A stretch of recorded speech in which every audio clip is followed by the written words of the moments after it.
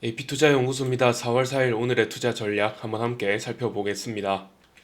전날 미국 증시는 보복 관세 등 우려감이 그대로 반영된 모습입니다. 장 마감 이후 선물 지수도 계속 하락하는 중으로 스태그플레이션을 걱정하는 것 같지만 마이크로소프트가 데이터 센터 증설 취소를 계속하는 것을 두고 AI 버블 얘기도 다시 나오고 있어서 그 영향도 크게 있어 보입니다. AI 대장인 엔비디아도 8% 가까이 빠지고 있고 나머지 빅테크도 큰 폭으로 하락하고 있어서 추가적인 하방 낙폭 구간이 열린 만큼 주의가 필요해 보입니다. 주요 이슈 사항 말씀드리겠습니다.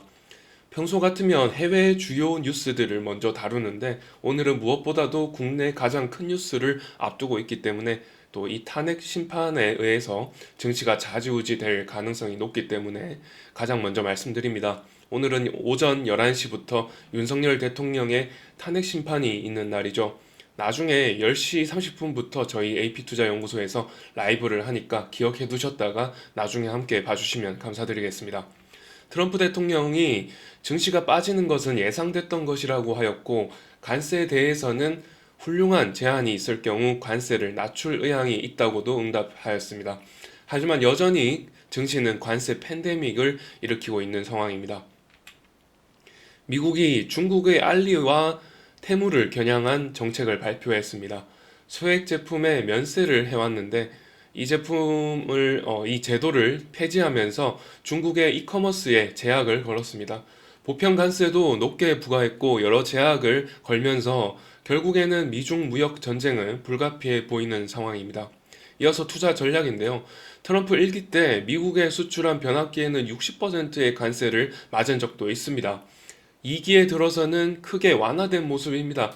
보편 관세가 25%인 줄 알았지만 협상의 여지가 있다는 것은 다들 잘 아실 것 같은데요. 일진전기, LS 일렉트릭 등 업체별로 다른 세율을 각각 적용하였는데 20% 미만의 관세를 부과받았습니다. 현재 미국 본토 내의 수요를 공급이 따라가지 못하는 상황이 반영된 것으로 풀이되고 있습니다. 더불어서 현대일렉트릭이나 효성 같은 경우는 본토 내에 생산 시설이 있어서 무관세로 공급이 가능해진 상황입니다.